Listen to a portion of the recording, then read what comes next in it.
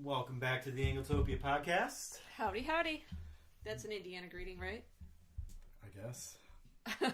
You're like, I'm not going to touch that. So, we're going to do British TV this week because British TV is by far the most popular thing on Anglotopia. There's lots to ground to cover, but what we want to focus on is our first exposure to British TV. Each of us will talk about our favorite British TV shows, dramas, and comedies.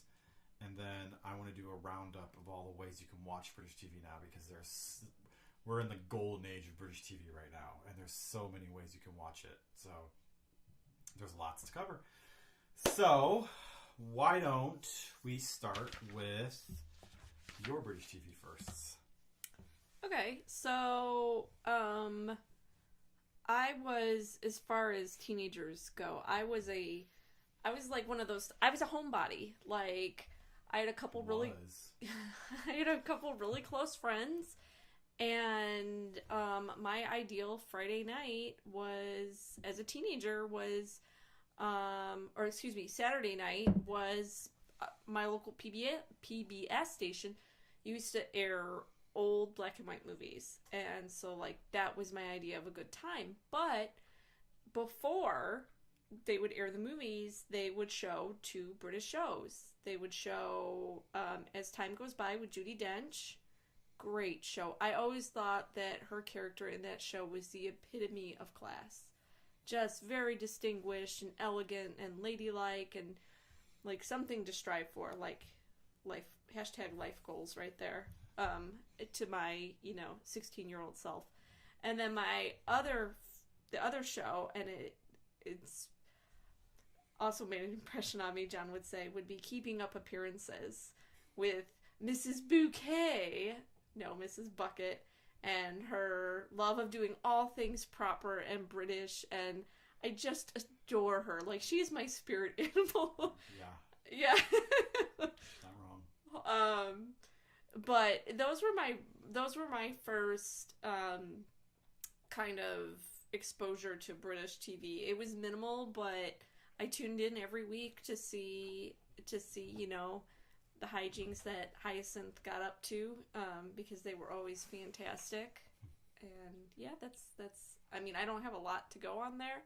I didn't have cable. At the time, my internet access was extremely limited. Well, and for context, you weren't really an Anglophile. Not at all. We met, so you just liked it because you liked it. It wasn't because it was British. Exactly. So you become an Anglophile by proxy later on. Yes. So Anglophile at gunpoint. No, not kidding. Just totally kidding. So my British TV first. Yeah. This is fresh because I actually wrote about this in the book I'm working on right now.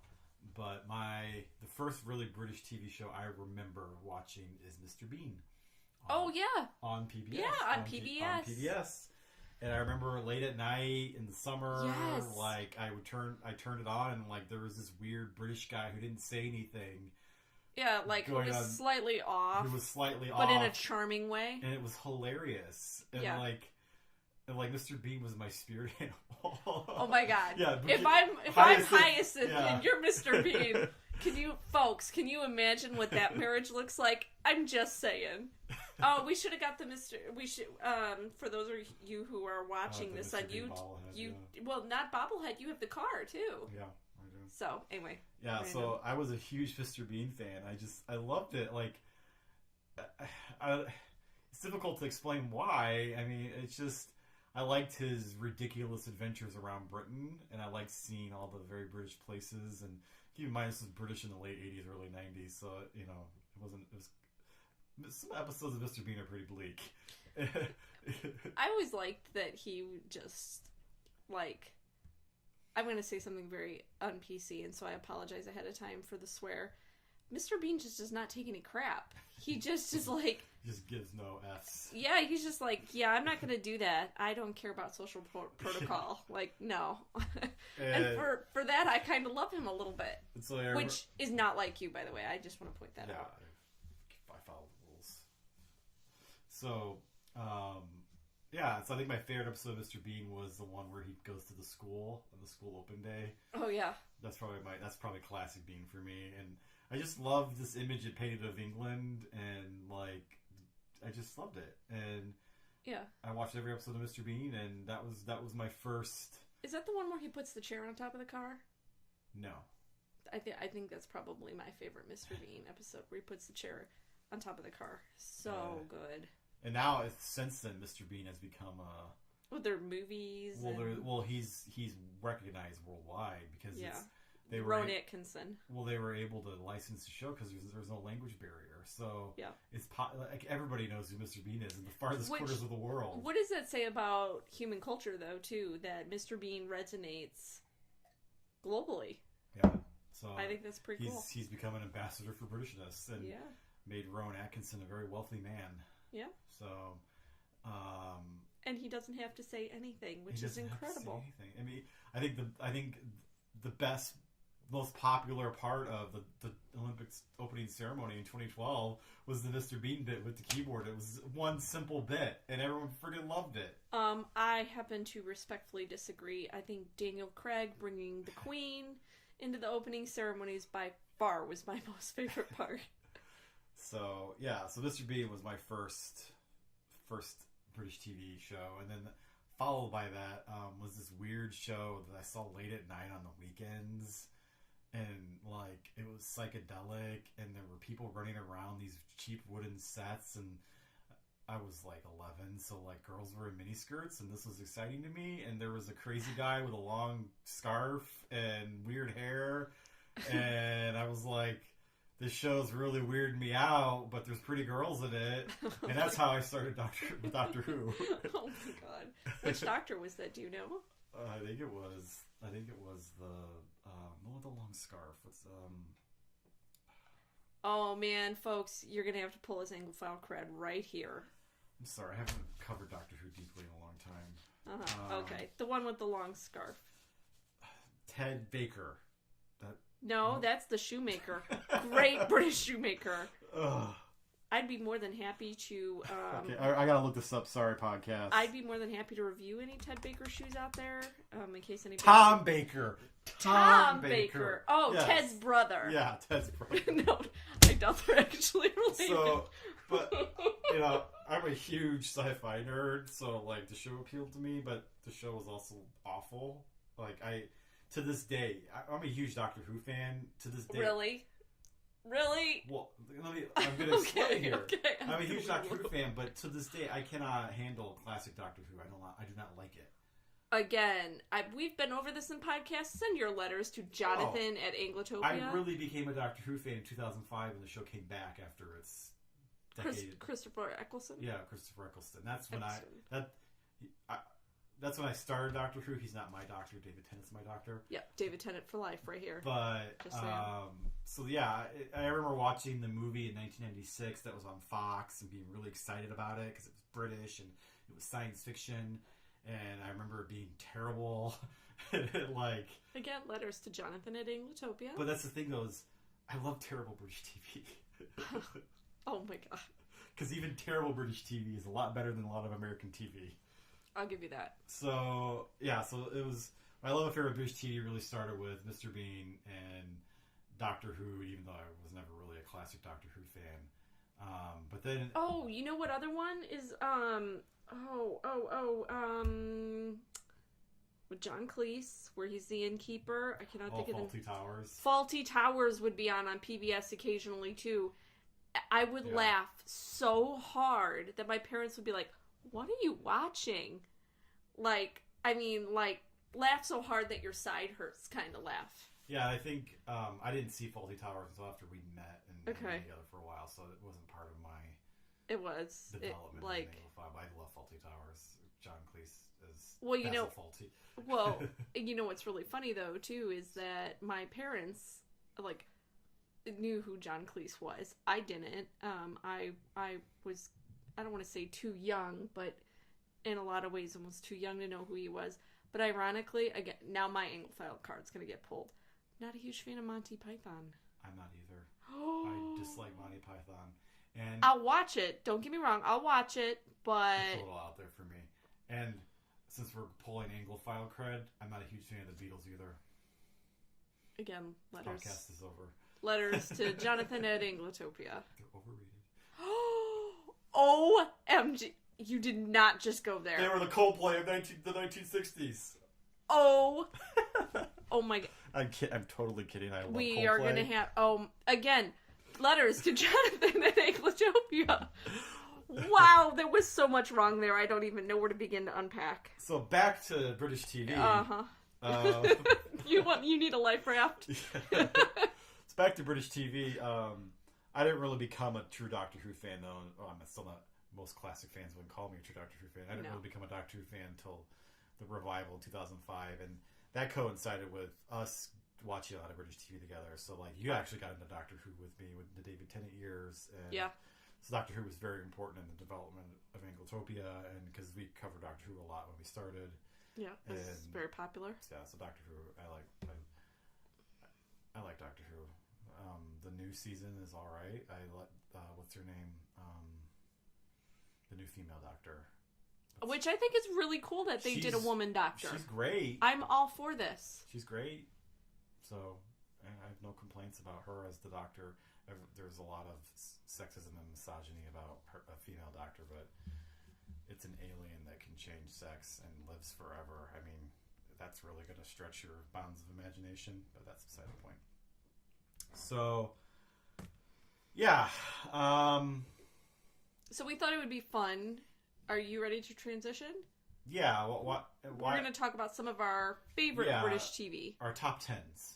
Ooh, I know I don't have 10, but I've got my tops. Well, I've got 10 comedies and 10 dramas. Okay.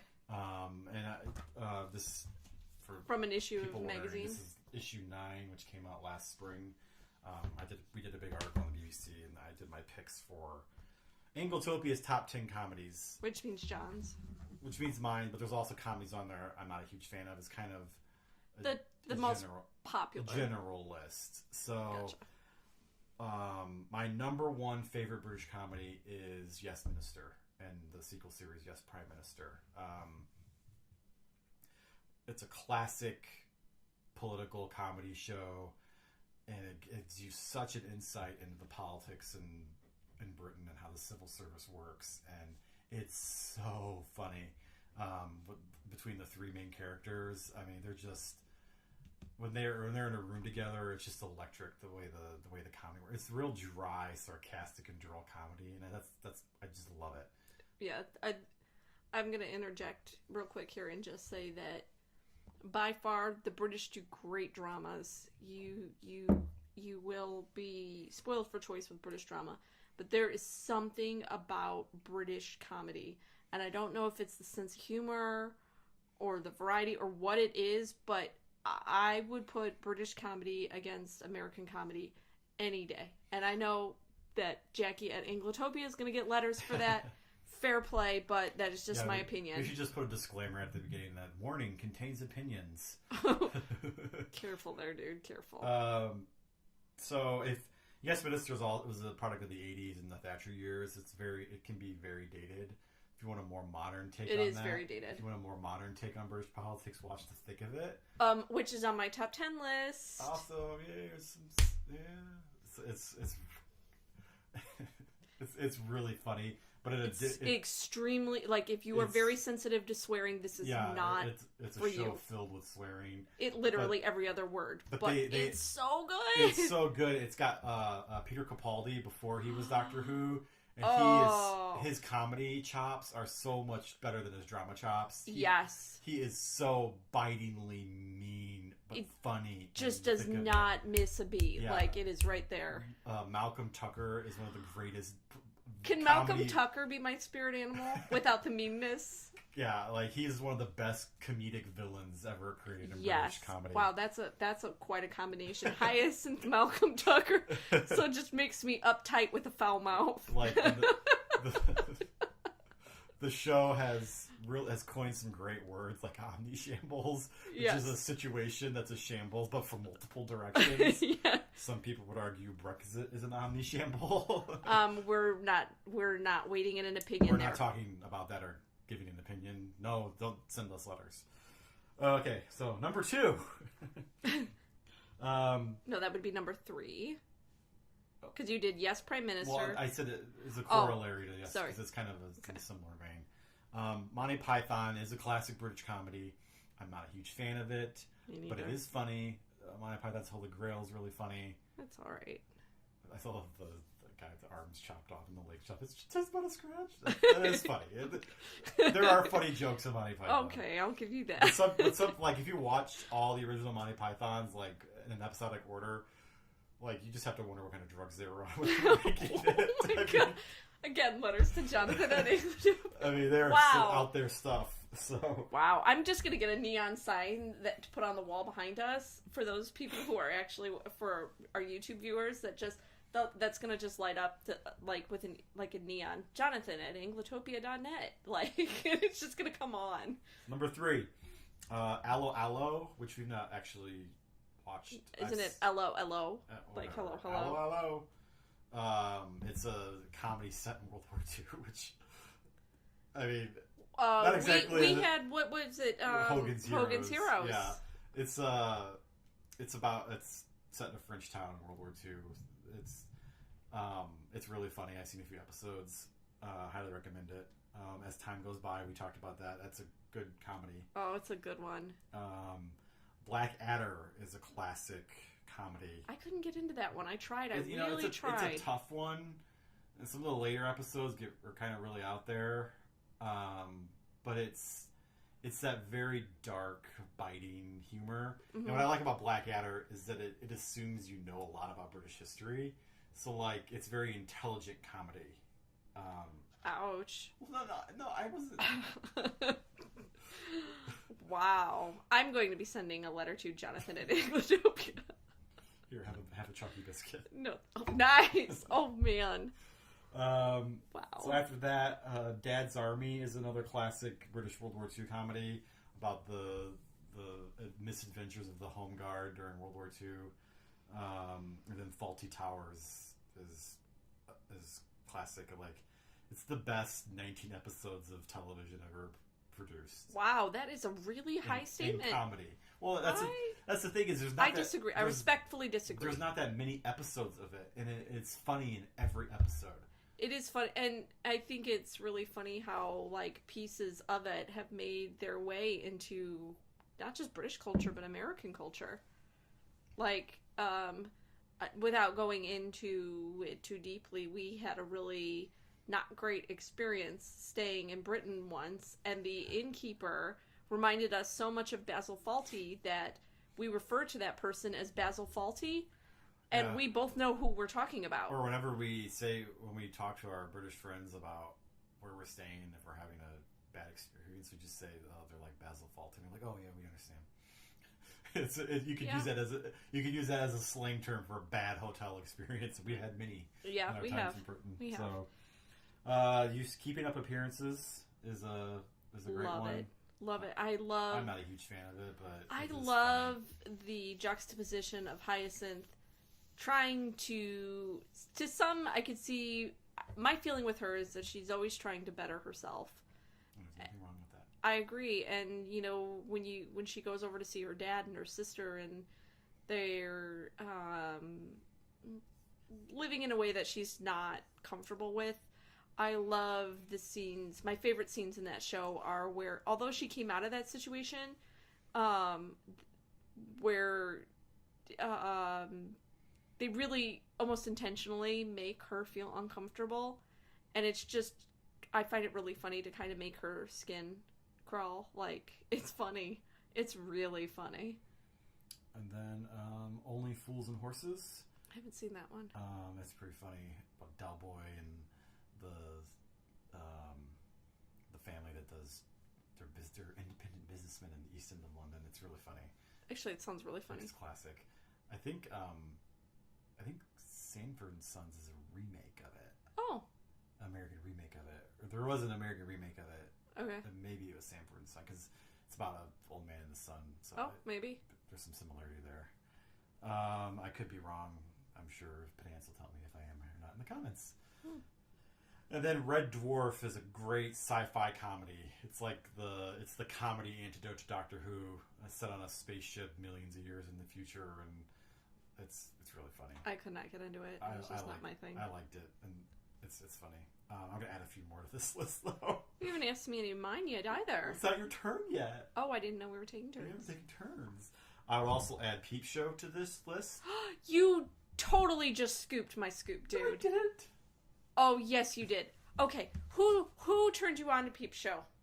We discovered it. No, we discovered. No, I did. Yeah, I did. I was flipping through the channels, and there was literally nothing on, and it came on, and I was like, all right, I'll give it a try. I was laughing hysterically. You were in the other room, and you were like, what is so funny? I'm like, John, this is the funniest show I've ever seen. And then you kind of like got sucked into it, and I was lucky because they did another episode right after, and from then on, I was hooked. Yeah, then when we got home, we binged the entire series. Oh man! Well, and Olivia Colman's in that.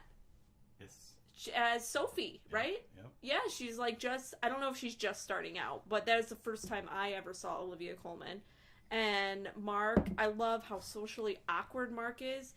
And I don't mean to offend you, but I see a lot of similarities between your personality and Mark's personality in that. I'm slightly offended. But no, it's not. It's not meant as an offensive. Like, really into history, really, just kind of again like Mr. Bean doesn't really put up with any guff, but also at the same time has a good heart to a certain extent. Like, oh, and Jeremy, oh my God, like most lovable idiot ever. Oh, and what's his friend? Hands?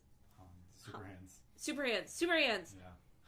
Seriously, if you guys are looking for something funny to watch, you will not be disappointed with Peep Show. It's very quirky. It's very British. It is incredibly funny. And the In-Betweeners. Oh, it's so good. So good. But so funny. The rest of my shows are also on your list, so I'll let you take over with your list. Oh, okay. So I said... and then we'll do dramas. Okay, cool. So mine are a little dated as far as comedies go, but they are still my standbys. The IT Crowd. I cannot tell you how much I love the IT Crowd. I saw it. We were in Britain the first time I saw it, and it's these two really lovable. I use the word nerd in a very kind and compassionate way. Yeah, because you're married to one. So. Well, the world's run by nerds, which is awesome. By computer guys, and not all computer guys are nerds. Like, I know that word like is. It's not a slur anymore. It's not meant as a slur either. At least not coming from me. So these two really lovable IT guys that just kind of left to their own devices, they're really socially awkward. And then you have Jen, who comes in. I can't think of the actress's name, and I'm doing her a disservice because Catherine Parkinson. Thank you. She is fantastic in the role, and she kind of becomes like the mother hen and pulls the department together and kind of corrals these two IT guys, these two lovable IT guys, and she, in a lot of ways, she's very similar to them. She's a little bit of she has some social awkwardness, and by far my favorite.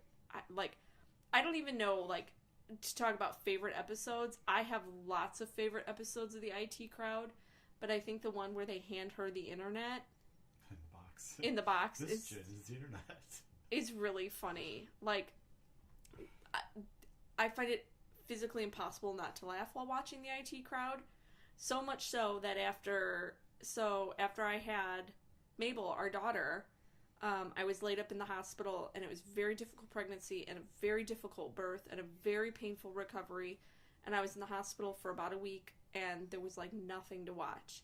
And this is Netflix bought the rights to stream it. They still have it. And I remember laying up in the hospital, healing with stitches across my abdomen, laughing hysterically at the IT Crowd, thinking, this is such a bad idea. It hurts so bad to laugh. But it was so funny. So definitely the IT crowd. Then let's see. Next would be, we said Peep Show. Peep Show's on my list. Little Britain.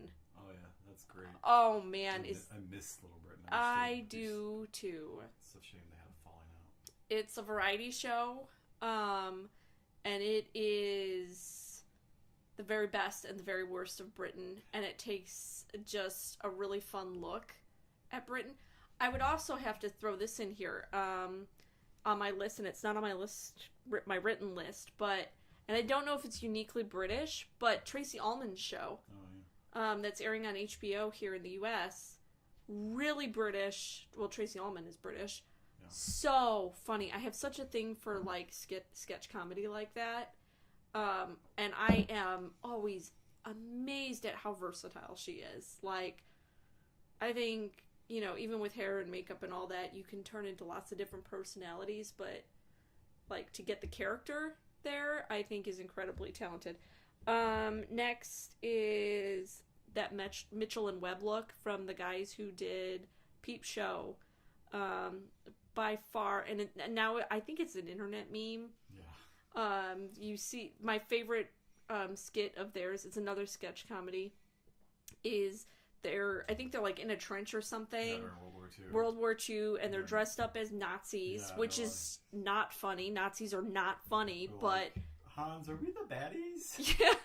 We have skulls on our heads. Exactly. I think we're the baddies. Like, really funny, kind of dry humor. And I think that's probably... Like, I enjoy British comedy more than I enjoy British drama. And that's not to say that the Brits do absolutely stellar... I love nothing more than like a 4 or 5 part British drama. I would add one more comedy to the list. Doc Martin. Yeah, I mean, it's funny. I don't think it's not my top 10. If it's on, I'll watch it, but I wouldn't love Doc Martin. I wouldn't like set the time to watch it. Doc Martin is also my spirit animal. Yeah, notice a trend here, folks. Okay, so now we'll segue into dramas.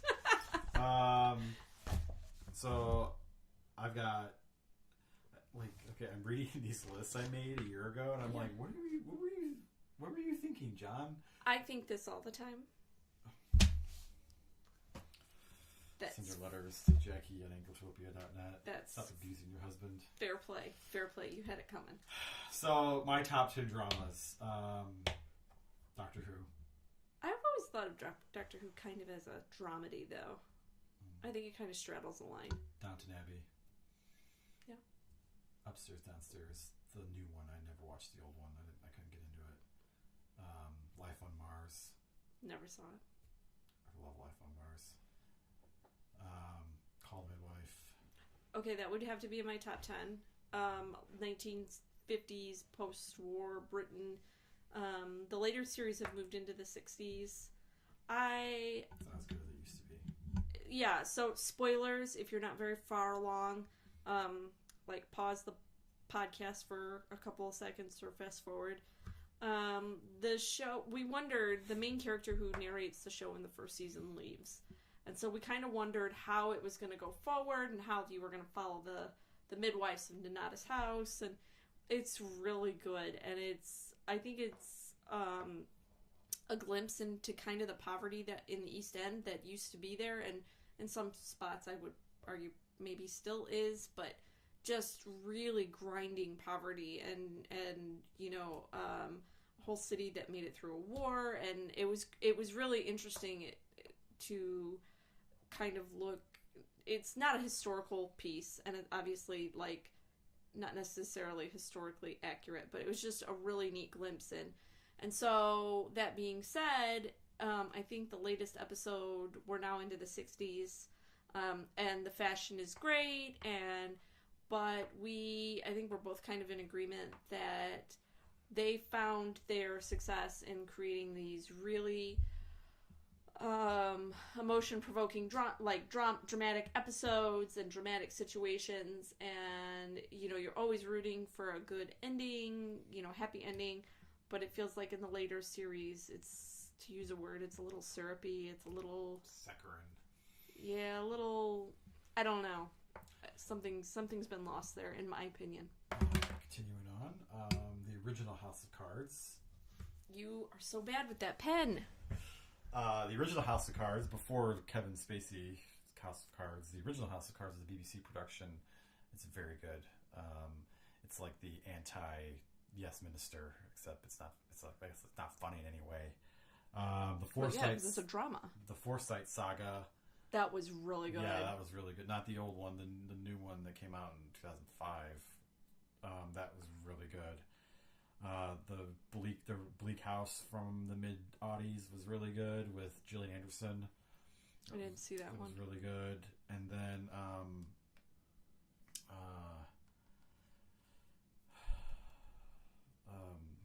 what was it called? The one set in the Cotswold Village. Set in a Cotswold Village. Judi Dench. Cranberry. No, Cranford. Cranford? Yeah. Yeah, Cranford. That's Cranford. a Cranberry. Cranford was really good. Yeah, that was a good one. How about Poldark? That was the tip of my tongue. Sorry. The new Poldark is really good, which we haven't watched the last 2 seasons, by the way. What? We were just in Cornwall, and we have not watched the last 2 seasons. We need to catch up. For sure. Snow day tomorrow. That will probably be happening. So, yeah, I think that's 10. I lost count because I'm like, this list is not great. At the beginning of the episode, you're like, I'm a great writer. My list is not great. No, I think that is great. Broadchurch. Yes, that Broadchurch is one of the best dramas to come out in the last 10 years. Well, think about it.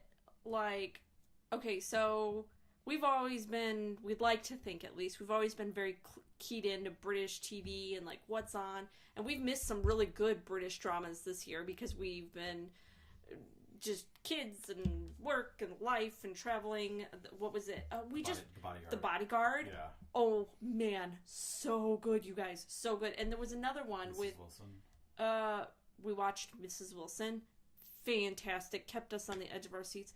But there was one with Sandra Oh that we've missed. Oh, Killing Eve. Yeah, we haven't watched that yet. Which is supposed to be incredible, but I think it's more hype. But let me move backwards. So Broadchurch. Yeah. I remember, so like I said, we were always really keyed into British TV, and we started watching Broadchurch.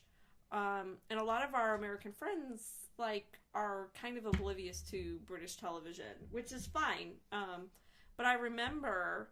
It was a thing here. Yeah, it became a thing here, and it wasn't streaming here. You couldn't... on BBC America. Oh, okay.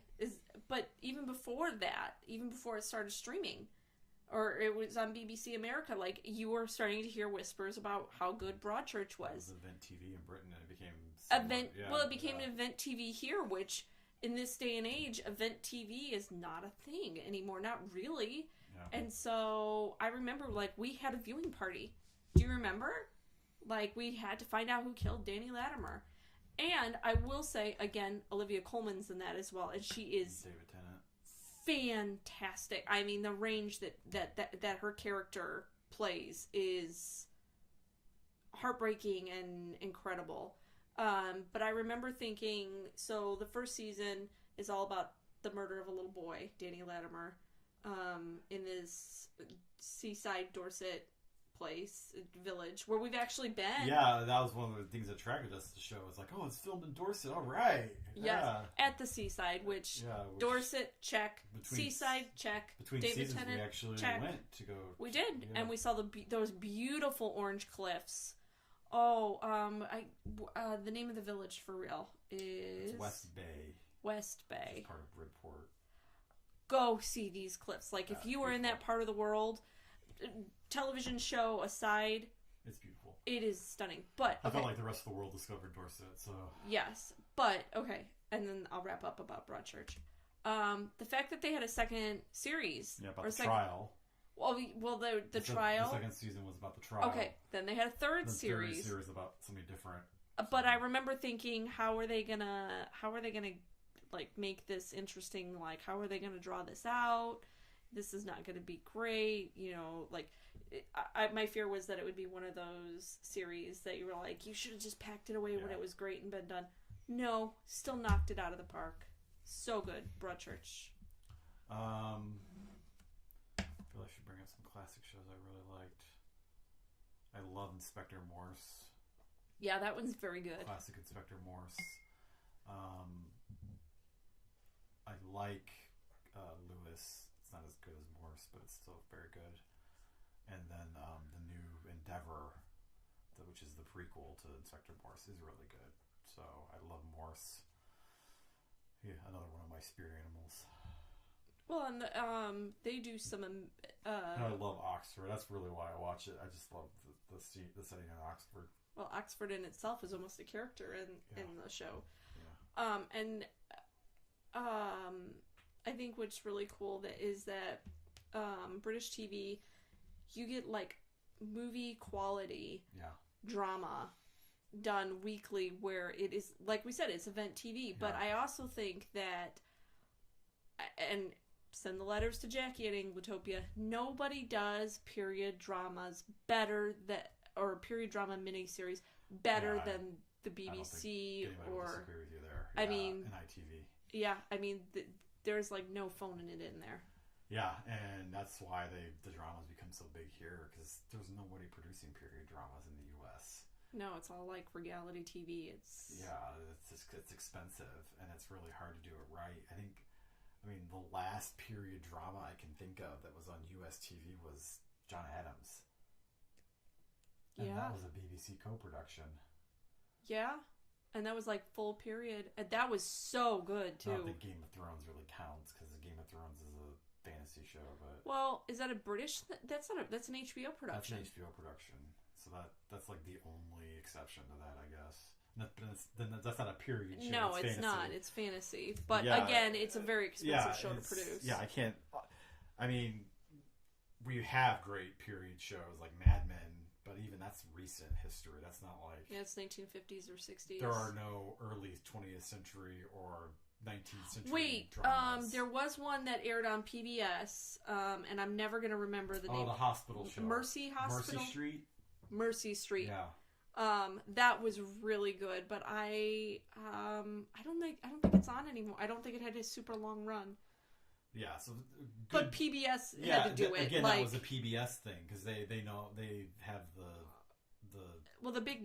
Oh, go ahead. I'm sorry. They have the knowledge from working with Masterpiece how to do drama, period drama. And that's a lot of, if you want to view a lot of those great British dramas, Masterpiece Theatre is a show runner for PBS that brings a lot of those great British miniseries over. But I think it's sad that the big American networks, you really don't, like, they don't make TV like that anymore. Like, you don't find it. And even some of the cable networks, I mean, we keep talking about HBO. I think they probably try and do it more than any other, but I have to wonder what's in it for them. I mean, when you come up against streaming services like Netflix, who just seem to keep knocking it out of the park, and Amazon producing their own content now, like... But I guess that's a kind of a good segue, maybe, into how do you watch all this great like I said content. Earlier, we're in the golden age of watching British TV, and when we started Anglotopia, it was hard. You had to work to find British TV. Yeah. And now it's everywhere, and that's great. But most of it's pre-recorded British TV, though, too. Like, live stream is still a little... I'm going to talk about that, but that's... I'm going to talk about that. But, okay. So, she mentioned PBS. That's usually people's first introduction to British TV. That was mine. In the U.S. Mine, too. And there's still a lot of great British TV that airs on there.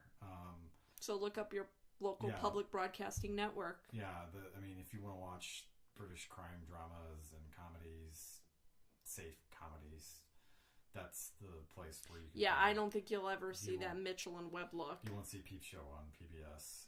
Or IT Crowd, unfortunately. And, as a corollary to that, PBS has their own streaming service, so you can usually stream the stuff. And for people who don't know what streaming services are, it's where you watch TV shows over the internet. It's pre-recorded. It's not legal to do. It's legal to do. Like we have Roku in our house. There's also the Amazon Fire Stick. There are a lot of Chromecast. Most TVs are smart TVs now with all the streaming services on them. You can do it online. You can do it online. You can do on it a tablet, on your a computer, phone. but we prefer to do it on the TV. That's how that's where we consume TV, on TV. So there's PBS, and that's a free way to do it. Mm-hmm. We're going to go through lots of free ways and ways that cost money. Now, because of the way international TV show rights work, it's a very fragmented market for British TV, and because of the output of the BBC, 50% of it by law has to be made outside of the BBC now. It's made by independent producers, and the BBC airs it. There's a lot of shows being sold every year on the international marketplace, and every country is different. So I'm sorry, listeners who are outside the U.S., this is from our perspective, from the U.S. perspective. Mm-hmm. A lot of these services are available outside the U.S., but what were you going to say? You know what show we forgot to mention? What? Which is the BBC, or it was, I don't know if it still is their most popular show exported worldwide. The Great British Bake Off. No, which also deserves an honorable mention. Top Gear. But yeah. I think it's interesting to bring up Top Gear because, and I apologize if I offend, I know Top Gear is a very controversial thing right now, or it has been for a little bit, because of the whole dust up with Jeremy Clarkson and all of that. New hosts that aren't good. But what's interesting about that is we were just talking about streaming services, and now their show is over on Amazon, right? The Grand Tour, yeah. The Grand Tour. So, sorry, I didn't mean to throw you off again. Yeah, what was I talking about? You were talking about streaming. You talked about PBS is free to stream. So, the first paid service we'll talk about is Acorn TV. For those who aren't familiar with Acorn, we have a long relationship with Acorn, but they're not paying me to tell you this. They're one of the first companies that brought over British TV to the U.S. In a big way. In a big way. They would sell the DVDs. Like if you bought Inspector Morse or Jeeves and Wooster or any of the classic British comedies on DVD, you were buying Acorn's DVDs. And so they were positioned well in the market to launch a British TV streaming service back when streaming services became a thing. So they launched really the first British TV streaming service because they blocked up the rights to a lot of the stuff they have on DVD. And so Acorn TV is, you can get access to anywhere on the TV, on the computer. Anywhere you have internet access. It's $4.99 a month. We have a subscription. It's like $50 a year, and it's worth every penny. I mean, they have a great catalog. They're adding new stuff every few months, and they've moved into doing their own productions. We have not come even close to exhausting what is there. If you want to watch all of Doc Martin, that's where Doc Martin is. If you want to watch all of Poirot, I think Poirot is on there. They have a great back catalog for a lot of classic stuff that you can't view anywhere else. And that's one thing I want to point out is there's actually a lot of overlap between a lot of these streaming services. You can find a lot of shows on several services. So do your homework. If you're looking for a specific show, like you can just search the services for that specific show. But I would never get a service just for a specific show. You want to see their whole overall catalog. And Acorn's a good start. They've got a good mix of comedy, drama, and factual programming. So they got a lot of great documentary series that Britain airs. Which, interjection here, is that that's something that doesn't really fall into comedy or drama, but British television, I would say that probably 70% of our total television viewing are British documentaries. Yeah, they make the best. Nobody does a documentary like British. They're factually accurate. Yeah. They are full of information. There's a lot of reasons for that. You don't find documentaries like that here in the U.S. Very, very rarely will you. Yeah, I mean, even on the cable networks that are factual, it's very hype-driven and, like, they have to... It's driven by commercial market demand, so the quality is not there. Britain and the BBC and ITV and the other networks, they have a public service remit, so they have to produce good factual programming. And so they put out some of the best documentaries. The travel documentaries. Like, I've seen places of the world, places around the world that you will never see anywhere else on television. Yeah. That people travel to and share their experiences, and it's just been fantastic. Yeah, and so a lot of the streaming services will get these documentaries because they're low-hanging fruit because there's no one else airing this stuff here. So, so Acorn gets a lot of those. So that Acorn gets the Anglotopia recommendation. Next is Brit Box. They're the new kid on the block. I mean, it's 2 years now, but they're $6.99 a month. I think it's $69 a year. They are a partnership between the BBC and ITV in Britain. So it's like a partnership, and they have a huge catalog. There were some teething problems when the service first started, but they've kind of ironed it out. It's more, it conforms with what you expect from a streaming service now. Huge catalog. They've moved into producing original content now, and also they have a great feature called the Now feature, where they're bringing over stuff every day the same day it airs in the UK, which is an innovation that, as Anglophiles, we've wanted for a long time. Because yes.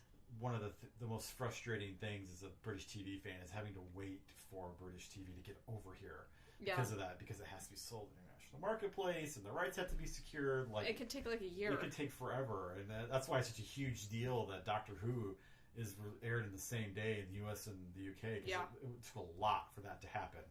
So interjection again. For those who are US cable subscribers, there's also the BBC America channel. There is are you? Okay, never mind. I'm done. So Brit Box is, I think I said this when it came out, like it was kind of the British TV service we've all been waiting for.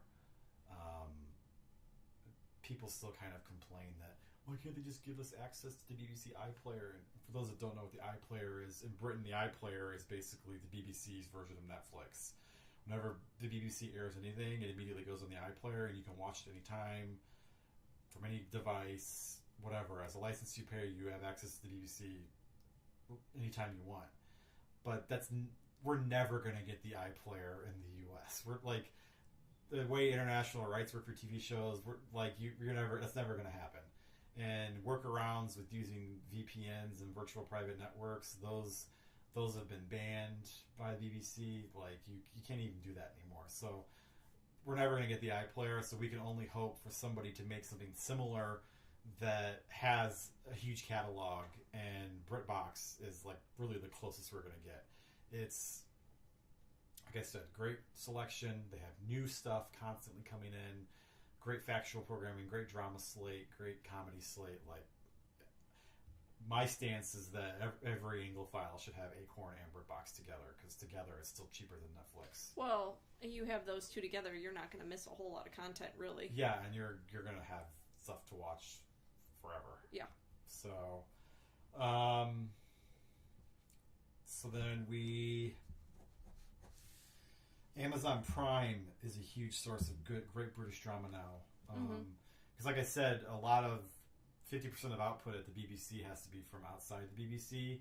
So a lot of great BBC shows are getting sold to the streaming services now, and they're going to Amazon and to Netflix. And Amazon Prime, they just had The Bodyguard. No, that was Netflix. Oh, sorry. So, but they're constantly getting new British TV shows, costume dramas. We just saw kind of by proxy here. We started one last night. Not British. It was Irish. Dairy Girls. That was on Netflix. Oh, sorry, Amazon. So Amazon Prime is not like they have a huge catalog of general TV. So their selection of British TV is much smaller than the other than like BritBox or Acorn, but they're getting some good British drama that you don't want to miss. So if you have an Amazon Prime subscription, it's a nice bonus to have it. I don't know if I would get it just to get the British TV stuff, because I think you would watch through all of it pretty quickly. Well, and you would, like Amazon for lots of different. And when Amazon gets a lot of the PBS stuff, so like that's where you watch Downton Abbey. That's where I watch Lewis. So, So then Netflix is the new kid, is the big boy on the block for British TV because they're getting a lot of the BBC and ITV's output now. And also a lot of great factual programming like Escape to the Country and Grand Designs and GBBO. Great British Bake. They secured Great British Bake Off, which here is called the Great British Baking Show. Which PBS also airs. Not anymore. Oh, they used to. They're not going to air it anymore because Netflix scooped them. Ah. So increasingly, like, you got to have these streaming services to see a lot of the great new British shows. I mean, we have a Netflix subscription because we've had one for years. Yeah, so we have a Netflix subscription. There's great stuff on there that's been on there for a while, like the IT Crowd, Peep Show, I think was on there. I don't know if it still is. I don't know if it is either. So I highly recommend having Netflix. But the thing is like there's so many streaming services now. Like it's as much as having cable. It's ridiculous. A lot of people I know, their strategy is they'll get it for the free trial or a month or two. They'll watch all the shows they want to watch and then cancel it. So that's a popular option. We're not necessarily endorsing that either. It's just letting you know that that's an option. There's a newer channel that I haven't actually tested yet. It's called Best of British TV, and it's available only on Amazon Prime. It's a channel through Amazon Prime. It's like $3.99 a month, and they have a selection of British TV. Looks like it's mostly documentaries and stuff. I haven't tested it out yet, but I will. So I'll just keep an eye on Anglotopia. I'll let you know how that is. There's a new one called HistoryHit.tv, which is dedicated completely to history, not just British history, but history in general. It's a creation of Dan Snow. Dan Snow, if you watch a lot of British TV, he's a very famous British TV presenter and who specializes in history. And he partnered with a bunch of people to launch this new streaming service dedicated completely to history. And it's an offshoot of their podcast called History Hit. And for those of you who are listening, we'll put links and show notes to all of these because I know we're giving out a lot of information. So just FYI. And don't worry. It's like I think it's like $3 or $4 a month, $50 a year. It's pretty good. It's pretty heavy on the Dan Snow stuff. He's been producing some original stuff for it. A lot of documentaries that he's fronted on British TV, he's gotten the rights for to put on it. There's plenty to watch. My only gripe about it is that they still haven't released a Roku channel, and that's what we have. We have a Roku, so like I can't watch it on my TV, so I haven't really watched a lot of the catalog because I don't want to sit in front of my computer to watch it.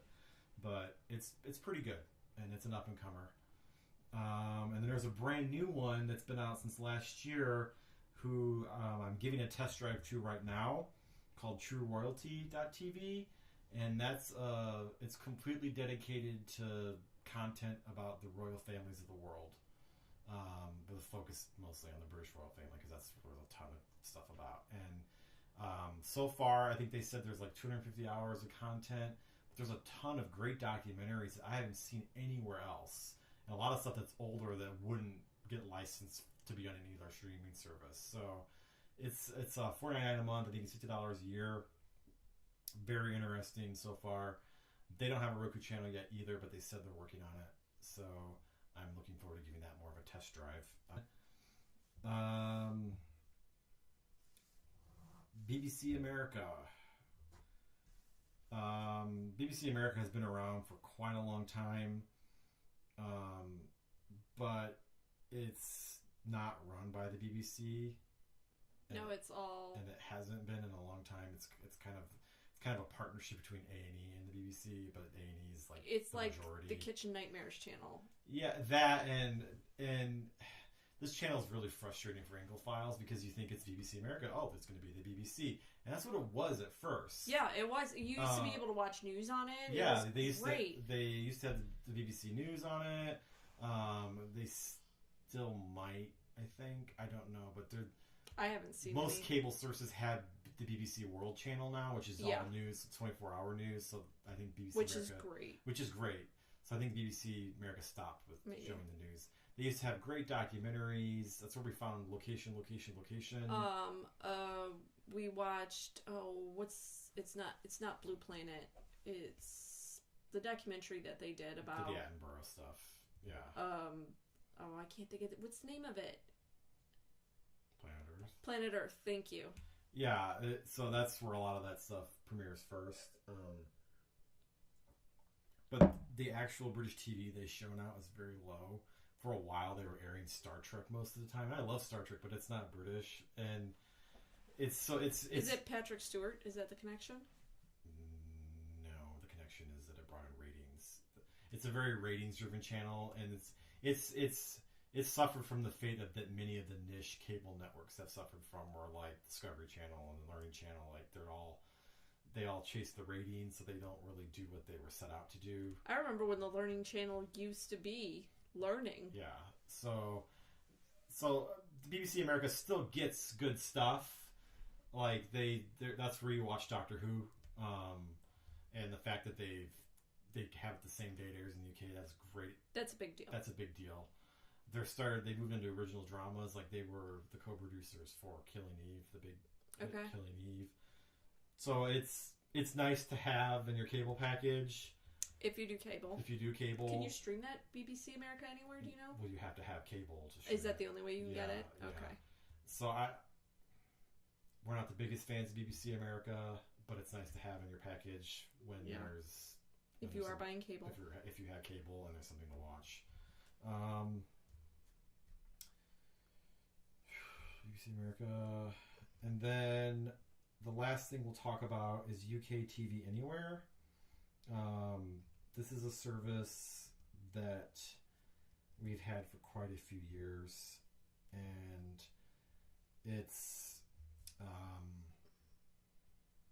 place shifts UK TV, which is not illegal.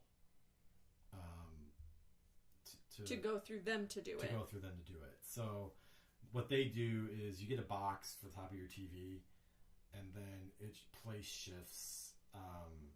And by that, it makes it look like you're watching in the UK. Right, but it's not a VPN. But it gives you live British TV as it's airing in the UK. We've found it extremely useful, especially when there's breaking news going on in the UK. As from a business perspective, we couldn't survive without it, because like when there's a big news story breaking, it's better to get it direct from the source. Absolutely. The service is great. It's got HD now. There's a huge selection of channels.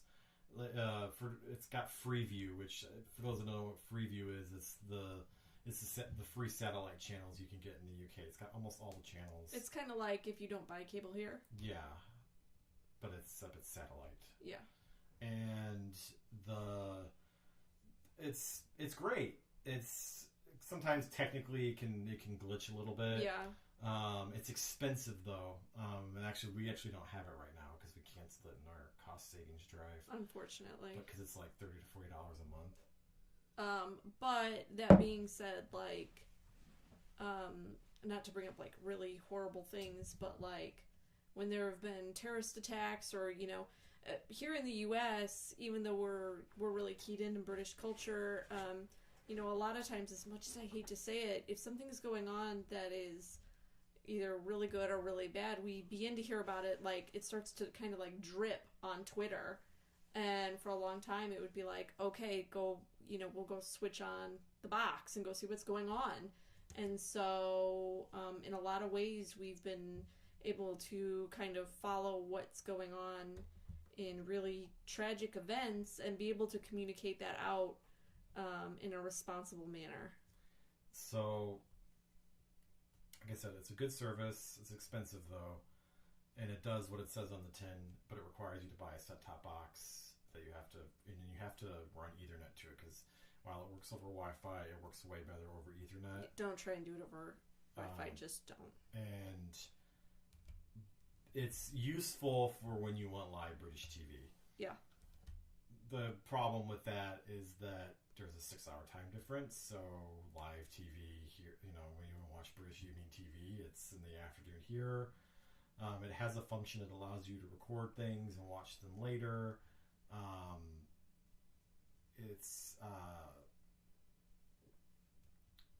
it serves its purpose when you want live TV. But again, we didn't use it a lot to watch a lot of our favorite British TV shows because a lot of them are on commercial networks, and you got to sit through commercials, even though British commercials are amusing. Well, and they actually are really fun. But we've got access to so many different streaming services that really, I mean, we only really watch news live on it. Yeah, that's one thing we've learned. Or sporting events, or the boat races, the Oxford Cambridge boat races. And even now, BBC World News Channel airs that. Yep. So, our thing is that the way we consume British TV now, we kind of just rely on the streaming services. We've learned patience over the years, and we know that when there's a really good show airing in the UK, that it'll be on the US streaming services in a few weeks or a few months. So there's really no rush. And from a business perspective, it doesn't really make sense for us to write about it until it airs in the US anyway. So we prefer just to see things when they come out here. But yeah, it's a good service. We can recommend it, but we don't really need it anymore. Can I say though that none of these services have paid us to talk about this at all today? Yeah, we are just trying to give a very broad overview for those who are interested in how to watch British television. I think that's important to note that we're not. Yeah, and all of these services, you need broadband internet. Yeah. I know that not everyone has broadband internet, and they can't watch these streaming services, which sucks for them. But most people will have a local PBS channel. Yeah. Which is a great place. Your local library too. Here in the U.S., you can find a lot of really good British quality television. Either in the you can check out DVDs, that kind of thing. That's a great spot. And I actually got a really good primer in a lot of British television that way growing up. Yeah, that's a great idea.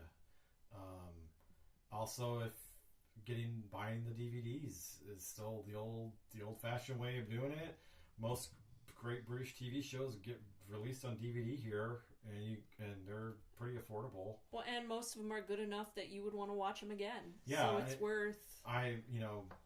My stance is the streaming services are great, but I like to own the shows I really like because they won't always be on the streaming services because the catalogs change constantly. So tastes change. Yeah. What might be funny and acceptable at one point in time changes. Yeah, like in our DVD library, I've got Jeeves and Wooster. I've got which we didn't even mention as a favorite. Yeah, I've got Foyle's War. Yeah. Fawlty Tower.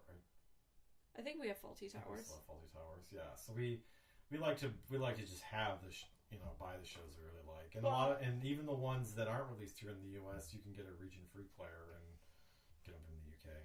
Which the nice thing about owning some of your favorite shows too is like I remember a couple of years ago you were down with a really bad flu, and you were just completely laid up in bed, like just so sick, and you binge watched all the way through Foyle's War. Oh, that's great. And it was great way to spend being sick. I mean, there are times, or like if you're snowed in and your internet's out, pop in a DVD. Like we're gonna watch a whole series of this. So yeah. So and oftentimes the quality is better on DVD because true. If your internet's glitching or slow, the streaming quality degrades. So yeah. So I think that's everything. I'm sure there's something we forgot on that list. Oh, are you kidding? There is tons of British TV we have forgotten that later we're going to be like sitting at dinner and go, oh, I forgot to mention. Yeah. Oh, and this was so good. And there's constantly new stuff coming out, which is great. I mean, the BBC's constantly on TV are churning out great British drama constantly. We didn't even talk about The Bodyguard, which was like an international hit. Yeah. So good, we relate to that bandwagon. We were like, first 10 minutes, boom, you're hooked. It's so good. Netflix, you said, has it? Yeah. Seriously, if you have Netflix access, it's worth giving Netflix the trial just to watch this. It's a really good, edge of your seat drama, for me at least, I get very nervous when I watch a show like that, like a high tension drama. Like, I had to knit while I watched it because it was just like, it was that tense. Like, what's gonna happen? I don't know what's gonna happen. Like, so good. Yeah. So, yeah, I think that's. All right. Yep. I think if you have any favorite British shows, please leave in the comments what your favorites are. TV shows are very personal. It's like music. Everyone's gonna have different favorites and different. Some people will hate certain shows. Some people will love certain shows. And granted, we had 1 hour roughly to talk about this, so we know that there is so much great content out there that got left out. So, so if we just because we didn't mention it doesn't mean. If you left out your favorite show, please don't write letters to us.